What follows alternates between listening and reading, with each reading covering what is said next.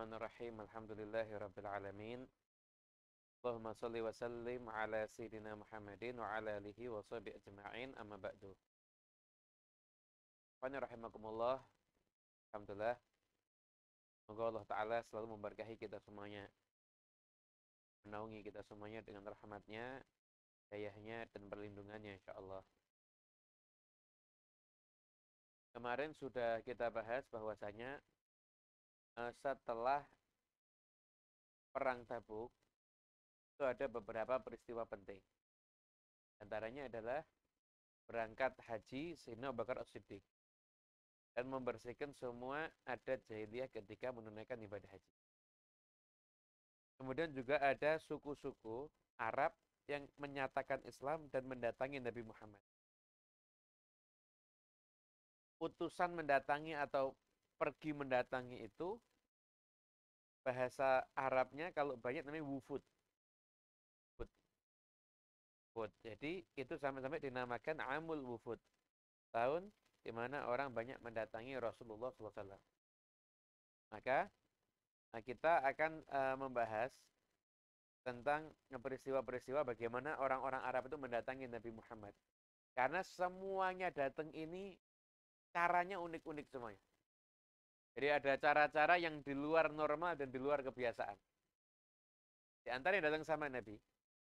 Walaupun ini tanggalnya itu masih beda-beda. Ada yang mungkin pas setelah Tabuk, tapi sebelum hajinya Sayyidina Abu Bakar Siddiq ada setelah hajinya Sayyidina Abu Bakar Siddiq ada sahabat Makkah katanya pun juga ada menurut sebagian perbedaan pendapat dari ahli tarikh. Di antara yang mendatangi Nabi adalah Nasrani Najran. Jadi ada tempat wilayah yang besar itu sekitar 7 marhalah dari Mekah. Satu marhalah itu kurang lebih 40 kilo. 280 kilo dari Mekah menuju ke arah Yaman. Wilayah Najran itu ada 73 desa. Ketika itu, Nasrani Najran ini, mereka berbondong-bondong mendatangi Nabi SAW, kurang lebih ada 60 orang. Namun, tujuan mereka bukan untuk masuk Islam. Namun, tujuan mereka adalah mengajak Nabi Muhammad untuk debat antar agama. Begitu. Dan setelah itu, mereka kemudian masuk ke Madinah. Setelah itu berusaha untuk menyapa Nabi, Tapi mereka pakai pakaian sutra, pakai emas-emasan gitu, mau pamer gitu loh. Itu nggak digubris sama Nabi. Ya mereka bingung ini caranya menghadap Nabi gimana? Tanya ke beberapa sahabat nggak ada yang bisa ngasih jawaban. Sampai tanya ke Sayyidina Ali bin Abi Thalib. Lepas nih bagian kamu ini. Itu Nabi Muhammad nggak suka begini-begini. Lepas sutranya, lepas emas-emasannya, baru datang sama Nabi, langsung disambut dengan ramah oleh Rasulullah SAW. Nah mereka tinggal di masjid, dan uniknya mereka itu setiap waktunya ibadah, mereka juga ibadah. Mereka menghadapnya ke timur.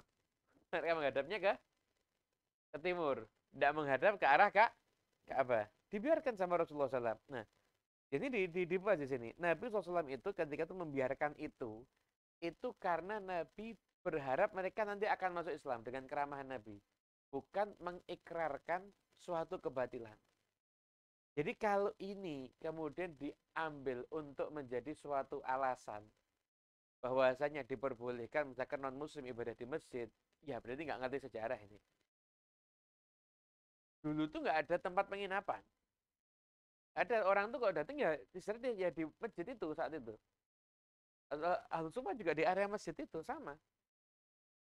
Maka ketika mereka ibadah ketika itu menghadap ke cara mereka dan sebagainya itu bukan berarti Rasulullah SAW itu mengizinkan berarti masjid bisa dipakai untuk beribadatan non muslim.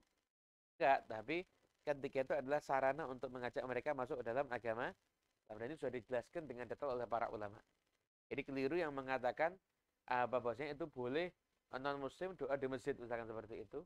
Dengan dalil ini itu salah besar. Nah mereka akhirnya kemudian setelah itu mereka itu sengaja bawa permadani-permadani yang mewah untuk memberi kepada Nabi Muhammad SAW. Namun ketika itu Rasulullah SAW itu nggak begitu merespon pemberian itu. Maksudnya Nabi meramah, tapi pemberian itu nggak begitu direspon. Jadi satu poin tersendiri buat mereka. Kalau memang ini Nabi, dia nggak akan tergiur dengan dunia. Tapi kalau ini raja, dia akan tergiur dengan, ya maka ketika mereka pakai emas sama sutra nggak ditemui sama Rasulullah SAW. Namun ketika itu penampilan mereka itu sempat membuat fuqara muslimin itu sempat bingung sedikit. Sampai akhirnya terus firman Allah Ta'ala, qul a'unabbi'ukum bi khair min dzalika lilladzina taqaw 'inda rabbihim jannatun tajri min tahtihal anhar khalidina fiha ila akhiril ayat. Katakan ya Muhammad, mau enggak kamu saya kasih tahu sesuatu yang lebih baik daripada itu semuanya? Untuk orang yang bertakwa, di situ-situnya disiapkan surga yang di bawahnya mengalir sungai-sungai dan akan kekal di dalamnya. Akhir ayat sampai akhir ayat. Ketika itu sama Nabi SAW, kemudian setelah diskusi dibacakan Quran, diajak masuk Islam. Dia bilang apa? Kami juga Islam, tapi sebelum kamu, hai Muhammad. Tidak. Kamu itu gak mau masuk Islam karena 3 hal. 1, kamu nyembah salib. 2, kamu makan babi. Dan yang ketiga, kamu menganggap Allah itu punya anak. Nah, 3 ini kamu termasuk dalam agama Islam. Setelah itu mereka bilang, kamu kok bisa mengatakan Isa itu hamba Allah? Ya betul, Isa itu hamba Allah. Lah kok bisa hamba Allah, manusia kok tidak punya ayah? Isa itu ayahnya Isa itu Allah. Allah itu adalah ayahnya Nabi Isa. Waktu akhirnya terjadi perdebatan sampai ketika itu orang-orang itu nantang. Kalau memang kamu betul, tunjukkan hamba Allah biasa yang bisa menghidupkan orang mati, menyembuhkan orang yang dia itu sakit kulit lumpuh, sakit belang, bisa menciptakan burung dari tanah. Ada nggak? Maka ketika itu, dan setelah itu Allah Ta'ala kemudian menurunkan firman-Nya, inna matsala Isa indallahi kamatsali Adam. Permisalan Isa bagi Allah seperti Nabi Adam. Nabi Adam malah lebih hebat. Tidak ada yang nggak ada ibu Nabi Isa itu masih ada ibu. Kemudian setelah itu Rasulullah SAW diperintah oleh Allah Ta'ala untuk kamu ajak untuk mubahalah. Kita akan ngajak anak-anak kita dan anak-anakmu, istri-istri kita dan istri-istrimu, jiwa kita dan jiwamu. Setelah itu kita akan sama-sama mubahalah. Nanti yang berdusta maka dia akan dapat laknatnya Allah. Ayat itu. Maka Nabi mengatakan, Allah Ta'ala ngasih perintah kepada aku, kalau kamu tidak mau masuk Islam, udah, yuk kita mubahalah yuk. Ajak, aku akan bawa keluargaku, kalian bawa keluarga kalian, nanti kita doa. Yang dusta dia akan kena laknatnya Allah. Mulai bingung nih Nasrani Najran. Dan itu diskusi tentang agama ini 3 hari dengan Nabi Muhammad SAW. 60 orang ini tidak bisa membuat Nabi itu terdiam. Tengahkan hujah Nabi. Sementara ini perintah Allah. Bukan Nabi yang mau. Kalau nanti mau minta seminggu pun dilayani sama Nabi. Ini perintah Allah. Ini aja. Ingat ini aja. Kamu anggap kamu benar kan? Ya udah kita mubahalah. Kita bawa keluarga kita sama-sama. Kita berhadap-hadapan. Setelah itu barang siapa yang dia itu berdusta, maka dia kena laknatnya Allah. Nunggu mereka. Akhirnya mereka bilang, wahai Abul Qasim, kamu pulang dulu. Nanti kita pikir-pikir ya. Dan Nabi Muhammad pulang, ngobrol. Kan sudah tahu ini kan Nabi. Kamu kan sudah tahu kalau itu Nabi kan. Ini semuanya sudah tahu kalau Rasulullah SAW itu Nabi. Lah kalau kamu terus mubahalah sama Nabi, kemudian laknat Allah turun, itu Najrani dari ujung sampai ujung semuanya hancur. Udah. Kalau saya sarankan damai aja. Kita ngikat perjanjian damai aja. Bahkan mereka sempat datang ke Bani Quraidah sama Bani Qainuqa yang masih tersisa musyawarah. Gimana ini? Semuanya ngasih apa? Jangan pakai minta laknat gitu. Jangan pakai nantang. Damai aja. Besok paginya Nabi Muhammad SAW datang dibawa sama Nabi Sayyidina Hasan dan Sayyidina Husain. Belakangnya ada Sayyidina Ali dan Fatimah Zahra. kata mereka nih, pendeta-pendeta Najran ini mengatakan apa? Inni la ara wujuhan lau sa'alullah ta'ala ayyuzil lahum jabal la azalahu. Demi Allah aku melihat wajah-wajah yang kalau wajah ini minta gunung itu digeser, gunung itu dihancurkan, Allah Ta'ala akan mengabulkan. Ini wajah orang-orang mulia semua ini. Dan mereka mengatakan, jangan usah, jangan mau pahala loh ya, hancur kita semua nanti akhir. Kalau kamu tantang ini, di bumi nggak mungkin ada Nasrani lagi habis ini. Setelah itu mereka bilang, Muhammad kita nggak jadi mubahalah ya, kita damai aja. Akhirnya satu sama Nabi nggak dipaksa masuk Islam, nggak dipaksa masuk Islam lah.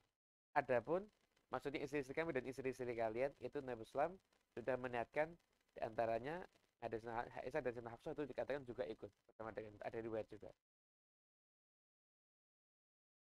Kan ketika itu Nabi juga mengatakan sungguh demi zat yang jiwaku berada di genggamannya, azab Allah sudah hampir turun pada orang-orang Najran. Seandainya mereka nantang aku, maka bisa dirubah bentuk sama Allah Ta'ala jadi kera dan jadi babi mereka. Dan bisa terbakar dengan api. Semua itu. Akhirnya mereka masuk Islam, tapi mereka bayar jizyah sama Nabi. Jadi tiap Safar dan tiap Rajab itu ngirim sesuatu kepada Rasulullah SAW. Itu mereka juga pernah, kalau mereka mau bayar itu, mereka mengatakan, kirimkan kepada kami orang yang bisa kamu percaya, orang yang amin. Dan Nabi kirimkan Abu Ubaidah bin Jarrah. Abu Ubaidah bin Jarrah. Dan dikatakan, Nabi mengatakan, hadza aminu hadza ummah. Ini adalah amin, orang yang terpercayanya daripada umat ini. Gitu. Kan? Turunnya sebagian besar surat Al-Imran, keluarga Imran itu karena jawaban untuk diskusinya Nabi SAW dengan suku Nasrani Najran. Dari surat Al-Imran karena itu. Itu ya. Itu utusan Nasrani Najran yang mendatangi Nabi Muhammad SAW mengakui kebenaran Nabi tapi tidak mau masuk Islam. Sekarang ada juga suku yang berikutnya. Agamanya Nasrani. Disebutnya Darawiyun. Darawiyun ini harusnya. Darawiyun. Pimpinannya namanya Abu Tamim Ad-Dari. Abu Tamim Ad-Dari. Itu yang datang 5 orang. Tapi masuk Islam. Mereka. Dan mereka minta kepada Nabi SAW, bahwasanya Nabi memberikan kepada mereka wilayah Syam, wilayah yang dekat nanti ada di Baitul Maqdis. Dibuatkan surat sama Nabi Muhammad SAW. Baik ketika Baitul Maqdis dikuasai sama umat Islam, mereka mendapatkan bagian itu. Tamim Ad-Dari ini, Abu Tamim Ad-Dari, itu juga ada sebutnya cuma Tamim Ad-Dari aja. Itu seseorang yang mengisahkan kepada Nabi bahwasanya dia pernah berjumpa dengan Dajjal. Tapi ada ini seseorang yang menceritakan kepada Nabi kalau dia pernah berjumpa dengan Dajjal. Jadi dia pernah naik kapal, tiba-tiba kapalnya terdampar di suatu pulau. Sampai akhirnya ketemu dengan suatu makhluk yang banyak bulunya. Itu waktu itu bilang, kamu di situ ada yang nunggu kamu. Ya ternyata ada sosok manusia gitu tapi dibelenggu. Di mana kamu? Dari Arab. Itu gimana? Nabi sudah keluar atau belum? Dah, kami sudah beriman. Itu ketika itu dia sudah masuk Islam. Nanya lagi, gimana kabarnya sungai ini, gimana kabarnya ini, dan lain sebagainya. Dan ternyata dia mengatakan, aku adalah Al-Masih. Jadi di zaman Nabi SAW itu sudah ada orang yang pernah berjumpa dengan Dajjal. Nah, sekarang berarti ada nggak? Ada, sudah punya banyak teman mungkin sekarang. Nah, karena sudah semakin dekat dengan akhir zaman. Kita semua selamat insyaAllah ya. Itu Tamim Ad-Dari, sukunya Tamim Ad-Dari. 6 orang tapi semua masuk Nah, kedatangan Tamim Ad-Dari ini dibahas. Kenapa? Karena ada informasi menarik yang mereka sampaikan, yaitu tentang mereka itu berjumpa dengan Dajjal. Kemudian setelah itu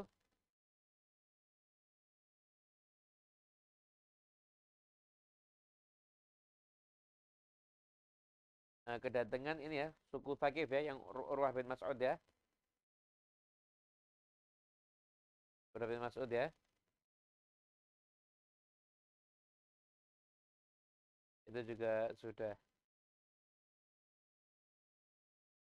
Itu adalah orang yang suku Thaqif, tapi orang yang disebutkan dalam firman Allah Ta'ala, laula nazala hadzal Qur'anu ala rajulin minal qaryataini 'azim. Kenapa Quran itu enggak turun kepada seseorang dari dua kota, seseorang yang agung dari dua kota suci. Dua kota itu Mekah dan Taif. Orang itu Al-Walid bin Mughirah di Mekah dan Urwah bin Mas'ud yang ada di Taif. Begitu. Jadi Urwah bin Mas'ud kemudian dibunuh sendiri sama sukunya karena masuk Islam. Namun akhirnya orang-orang Taif juga, suku Thaqif akhirnya juga memeluk agama Islam. Dan setelah itu juga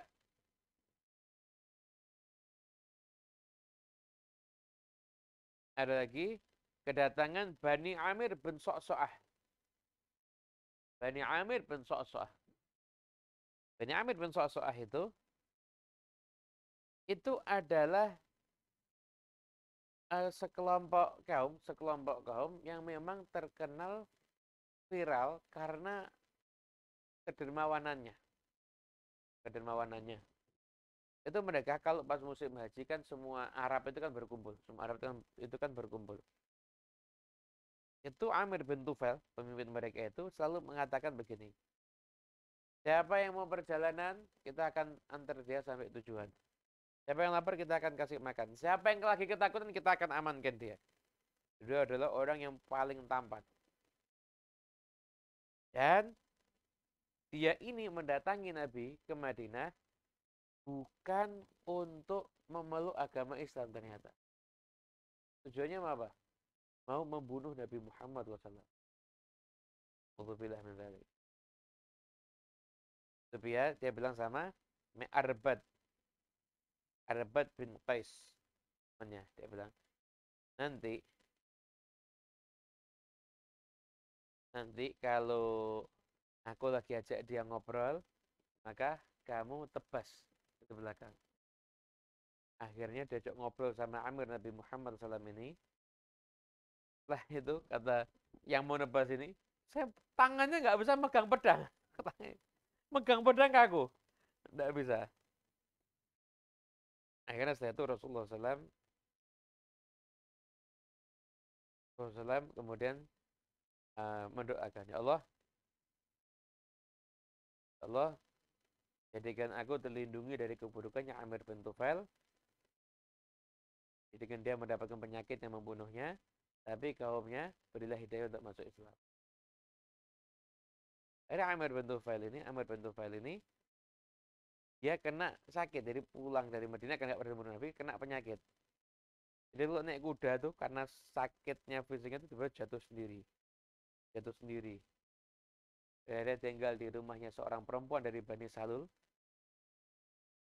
Dan setelah itu dia baru teriak-teriak, kematian, muncul sini, aku akan membunuh kamu. Orang gila sampai akhirnya mati.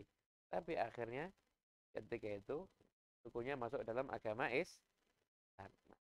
Jangan salah ya, itu Amir bin Tufail itu ada dua. Amir bin Tufail al-Aslami itu sahabat Nabi Sallallahu Alaihi Wasallam. Nabi SAW. Kalau Amir bin Tufail al-Amiri itu adalah orang kafir yang dia meninggal dalam kekufurannya. Gitu.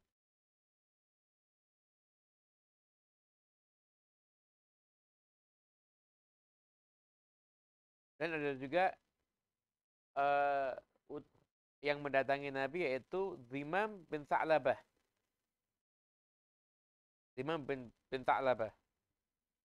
Bahkan Abdullah bin Abbas mengatakan, saya tidak pernah dengar ada orang yang mendatangi Nabi sebagaimana Dhimam bin Tha'labah. Ketika Rasulullah SAW itu sedang duduk bareng sama sahabat, sama sahabat, maka datang orang dari dusun. Dari desa ini, naik unta, taruh di masjid, diikat, itu nanya, mana Ibn Abdul Muthalib? Riwayat lagi, mana Muhammad? Ya, itu mereka bilang, ini yang lagi bersandar ini. Dengan Nabi. Saya mau nanya, itu pertanyaan saya keras. Jangan marah sama saya ya. Jadi mau kasar itu pamit dulu ini. Saya mau nanya, tapi pertanyaan saya kasar ya. Tapi jangan marah sama saya. Sal amma badalak. Silakan nanya apa aja. Ahmad, datang kepada kami utusan kamu. Katanya kamu itu diutus sama Allah. Ya betul. Itu, nah, oke. Saya bertanya, demi yang menciptakan langit dan bumi, yang menegakkan gunung ini. Betul nggak Allah Ta'ala ngutus kamu? Kemudian ngajak apa memerintahkan kamu untuk menyembah Allah satu-satunya Tuhan dan meninggalkan semua berhala yang disembah sama orang-orang tua kita. Tapi Allah mana? Iya betul. Saya bertanya demi Allah, betulkah Allah ngutus kamu untuk kamu ngambil harta kami dari orang kaya dikasihkan pada orang fuqara kami? Ya betul. Saya bertanya demi Allah, betulkah Allah yang ngutus kamu untuk menyampaikan puasa 1 bulan di antara 12 bulan? Betul. Saya bertanya demi Allah, betulkah Allah yang ngutus kamu untuk memerintahkan kita untuk haji apabila kita mampu? Betul.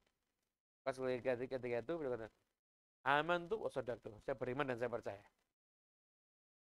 Saya dari Imam bin Tha'labah ketika dia kembali ke kampungnya, langsung dia pertama kali mencaci maki Lata dan Uzza. Kami, walat kamu, bisa belang kamu, bisa lepra kamu, bisa gila kamu. Mau saya kasih tahu ya, surah 2 itu nggak manfaat.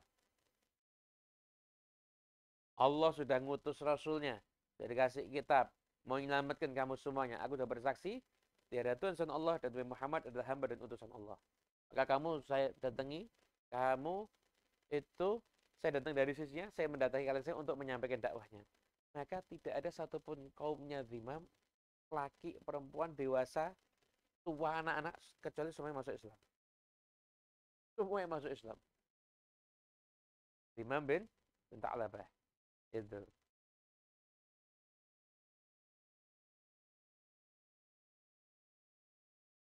Itu ada juga yang seperti itu. Jadi ini tahun-tahun itu nanti sampai haji wada isinya gitu aja gitu terus. Jadi orang-orang yang silih berganti mendatangi Nabi Muhammad SAW. Jadi ada suku ini, ada suku ini, suku ini, suku ini. Banyak, tapi nggak saya bahas semuanya. Saya ambil sebagian-sebagian aja ya. Ambil sebagian-sebagian aja. Kemudian juga datang pula suku Abdul Qais. Suku Abdul Qais. Suku Abdul Qais ini tinggalnya di daerah Bahrain.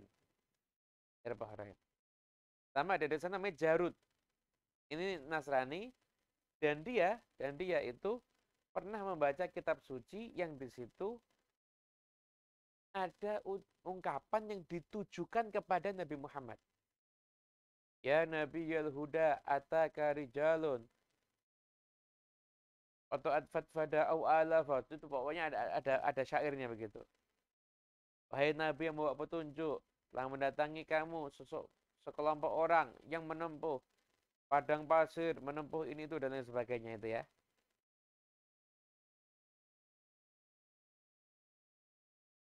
Ketika mendatangi Rasulullah SAW, yang mendatangi Nabi SAW, maka ketika itu Jarud itu kan bersama dengan satu orang lagi. Jarud itu bersama dengan satu orang lagi, namanya Salama. Kita simpan ya dalam hati kita ya. Pertanyaan, dia tahu enggak nanti isi hati kita. Ketika itu, dia ada mendatangi Nabi, bilang, ya Muhammad, kalau kamu tuh ada pada satu agama dan aku meninggalkan agamaku, dan aku memeluk agamamu, bisa nggak kamu menjamin aku ini diampuni dosanya? Saya akan jamin. Total sudah ngasih ide kamu kepada sesuatu yang lebih baik. Setelah itu jadi mengatakan Muhammad, kalau kamu betul Nabi, Tahu enggak apa isi hati kami? Itu Rasulullah langsung tertunduk jadi sebentar, itu tahun lagi dan udah tuh bercucuran keringat. Kau ya Jarud, engkau menyimpan sesuatu, engkau bertanya tentang darahnya orang jahiliyah dan sumpah-sumpah perjanjian jahiliyah dan untuk manihah. Manihah itu kayak minjemkan apa pejantan gitu loh, atau minjemkan sesuatu untuk hewan ternak untuk diambil susunya begitu. Jawabannya begini-begini. Selama engkau bertanya begini-begini dan lain sebagainya. Dijawab semua sama Rasulullah sallallahu alaihi wasallam. Mereka berkata nasyhadu an la ilaha illallah wahdahu la syarikalah wa annaka abduhu wa rasuluh. Kita bersaksi dari Rasulullah dan engkau adalah hambanya dan rasulnya. Gitu. Itu Jarud, namanya Jarud. Ada juga dari suku Abdul Qais. Ya, suku Abdul Qais ini yang mendatangi Nabi SAW. Jadi bisa jadi ada 2 kali dari suku Abdul Qais ini mendatangi Nabi Muhammad. Yang kedua ketika Nabi SAW lagi duduk sama para sahabatnya, Nabi langsung tunjuk, nanti akan muncul dari situ sekelompok rombongan hum khairu ahlil masyrik. Dia adalah penduduk timur yang terbaik. Ya, ketika itu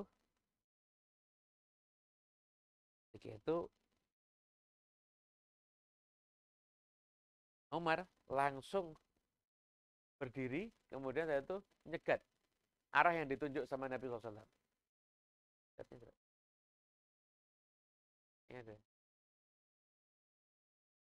sudah oke suaranya?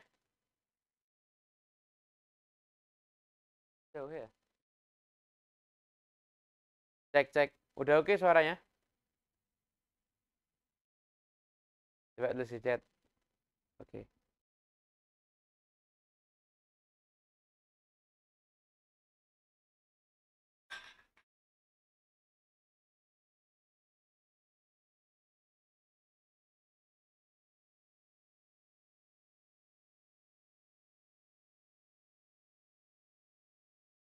Saya lanjut ya.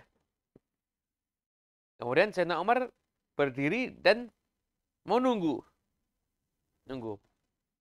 Dia mengatakan, ini ada orang yang datang, bahkan penduduk timur yang terbaik kok. Penasaran nih Sayyidina Umar bin Khattab. Ya, ternyata ada 20 orang yang mengendarai tunggangannya. Ada juga 40 orang. Dan tanya, Manilkum, kaum mana ini? Dari Bani Abdul Qais. Oh, kamu sudah disebut sama Nabi Muhammad SAW. Maka ketika itu, ayo langsung menuju kepada Nabi. Maka ketika itu sudah ke masjid, maka Sayyidina Umar mengatakan, itu yang kamu tuju, Nabi Muhammad SAW. Maka semua yang ada itu semuanya langsung loncat. Kemudian setelah itu, kendaraannya itu ditaruh di pintu masjid dan kemudian mendatangi Nabi SAW dengan pakaian safarnya ya. Pakaian berjalan itu mendatangi Nabi SAW, itu menciumi tangan dan kaki Nabi SAW. Pemimpin Bani Abdul Qais namanya Abdullah bin Auf, panggilannya Al-Asaj. Pemimpinnya. Ini katakan huwa ra'suhum wa kana asgharahum sinnan. Dia ini pemimpinnya, tapi dia yang paling muda usianya. Semuanya itu langsung rebutan selamat sama Nabi, tapi ini enggak. Dia itu turun dari tunggangannya pelan-pelan. Setelah itu ngumpulkan barangnya, saya itu ngambil 2 pakaian putih, satu dipakai, dan itu jalan mendatangi Nabi SAW, ngambil tangan Nabi dan mencium tangannya Rasulullah SAW.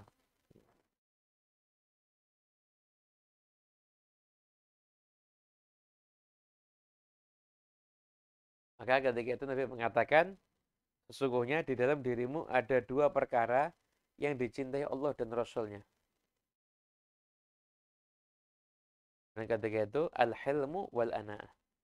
Jadi sifat santun dan ana'ah itu rapi gitu, tidak terburu-buru. Kemudian dia bilang, ya Rasulullah, aku berakhlak seperti itu atau Allah Ta'ala sudah menjadikan aku dibekali seperti itu. Nabi Nabi, Allah Ta'ala menjadikan kamu dibekali dengan seperti itu. Alhamdulillah, segala puji milik Allah yang telah membekali aku dengan dua perkara yang dicintai oleh Allah dan Rasulnya. Gitu. Bahkan ketika Nabi SAW kedatangan, ada riwayat juga dengan suku Bani Abdul Ghaz ini berkata, marhaban bil wafdi ghaira khazaya wala nadama. Selamat datang marhaban bil qom ghaira khazaya wala nadama. Selamat datang dengan sekelompok kaum yang enggak ada kehinaan dan tidak ada penyesalan. Nah, Bani Abdul Ghaz ini enggak pernah ada perang sama umat Islam. Jadi sukarela masuk ke memeluk agama Islam tanpa ada embel-embel peperangan sama sekali. Itu Bani Abdul Ghaz. Itu kemudian saya itu mereka mengatakan, Rasulullah, kita nih antara kita dengan tempat kamu terhalang dengan suku kafir Mudhar. Jadi kita nggak bisa mendatangi kamu kecuali hanya di bulan haram. Artinya ketika diharamkan berperang. Maka sampaikan kepada kami satu perintah yang kalau kami pegang, kami akan masuk surga. Perintahkan untuk beriman pada Allah. Tahu tidak iman itu apa? Syahadat. Itu tiada Tuhan selain Allah dan Nabi Muhammad adalah utusan Allah. Mendirikan salat, zakat dan berpuasa Ramadan serta memberikan 1/5 dari harta rampasan perang. Itu dilarang juga untuk minuman keras. Minuman keras dengan istilah-istilah Arab ketika itu. Dia bilang, ya Rasulullah, ini daerah kami itu daerah yang gersang. Kita harus minum minuman nabit itu, minum arak itu. Nah, kata Nabi, kalau kamu minum itu, nanti sebagian antara kalian nanti bawa pedang, itu pukul-pukulan dengan pedang dengan sebagian antara kalian yang lain. Sampai akhirnya gitu terus nanti sampai akhirnya ada di hari kiamat. Nah, mereka akhirnya ketawa. Tapi tanya, kenapa ketawa? Ya Rasulullah, dulu kita minum, setelah itu kita juga pukul-pukulan pakai pedang. Pukulan pakai pedang.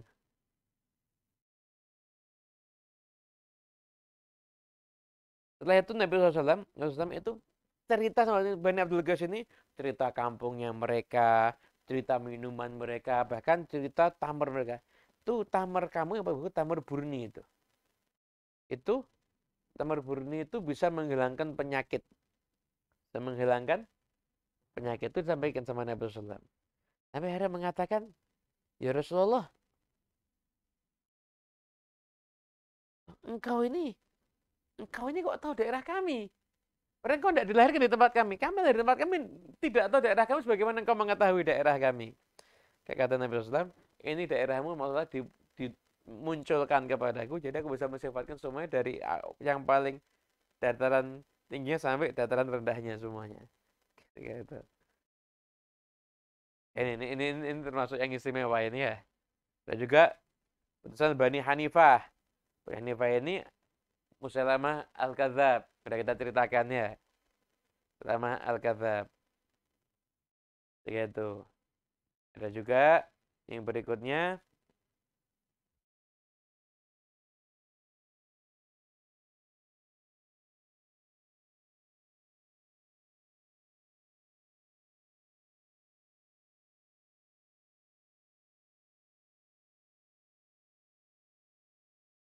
Ada juga dari suku Kindah. Kindah. Suku Kindah. Suku Kindah. Mereka datang ketika itu pakai celak. Dan setelah itu juga bawa sutra dan lain sebagainya. Itu mereka ketika mendatangi Nabi, mereka seperti seakan-akan menganggap Nabi itu seperti raja begitu. Nabi, saya bukan raja, saya Muhammad bin Abdullah. Saya nggak akan memanggilmu dengan namamu. Dan saya Abul Qasim. Abul Qasim. Abul Qasim. Saya menyembunyikan sesuatu darimu. Tahu nggak itu apa? Nabi SAW itu kadang-kadang dijawab, kadang-kadang nggak dijawab sama Nabi. Nah, kenapa? Kok ketika Nabi nggak jawab itu? Karena kebenaran Islam itu sudah sangat jelas. Nggak perlu dites dengan cara semacam itu. Lagian orang kalau niatnya cuma ngetes, biasanya nggak akan pernah puas. Biasanya nggak akan pernah puas. Ada Nabi ketika itu, subhanallah, kamu ngetes-ngetes begini ini kamu lakukan sama dukun. Nah, sedangkan perdukunan itu nggak boleh dalam Islam. Terus kita tahu dari mana kalau engkau itu utusan Allah?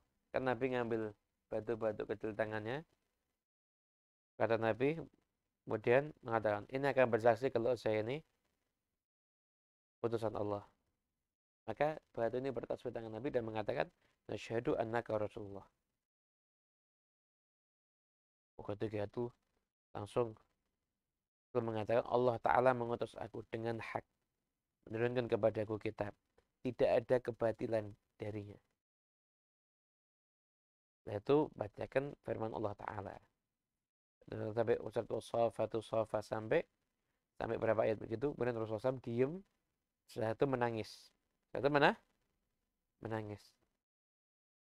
Maka ini suku-suku yang datang ini, suku Kindani bingung. Kami melihat engkau menangis. Apa engkau takut kepada orang yang mengutusmu? Iya. Rasa takutku kepada dia membuat aku itu menangis. Dia mengutusku di atas siratal mustaqim, jalan yang lurus seperti pedang.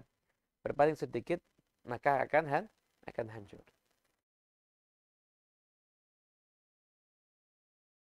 Tetapi mengatakan mau masuk Islam. Iya. Kalau gitu gimana sutra-sutra ini? Baru mereka tahu ternyata sutra itu enggak. Habis itu akhirnya digantilah bagian itu oleh mereka semuanya. Bagian itu oleh mereka semuanya. Akhirnya mereka semua itu memeluk agama Islam. Itu ada juga ini Harith bin Kilal, ada juga utusan-utusan yang lainnya. Tapi mungkin nggak akan kita bacakan semuanya insyaallah. Ini tadi adalah yang penting-penting aja. Kalau kita bacakan semua bisa ada berapa halaman ini semuanya ini. Banyak sekali. Banyak sekali nanti. Insyaallah kita akan melanjutkan lagi di pertemuan yang akan datang. Intinya tadi yang mau kita sampaikan juga, Nabi Shallallahu Alaihi Wasallam beliau itu setiap ada tamu suku-suku yang datang untuk masuk Islam itu, maka Nabi Shallallahu Alaihi Wasallam selalu menemui dengan pakaian terbaiknya. Dengan pakaian terbaiknya. Dan Nabi pun juga memerintahkan sahabat juga berpenampilan dengan pakaian terbaiknya. Kenapa? Karena Nabi itu mau menyampaikan dakwah. Nabi mau menyampaikan ajaran yang hak tapi penampilan seadanya. Orang tertarik apa enggak?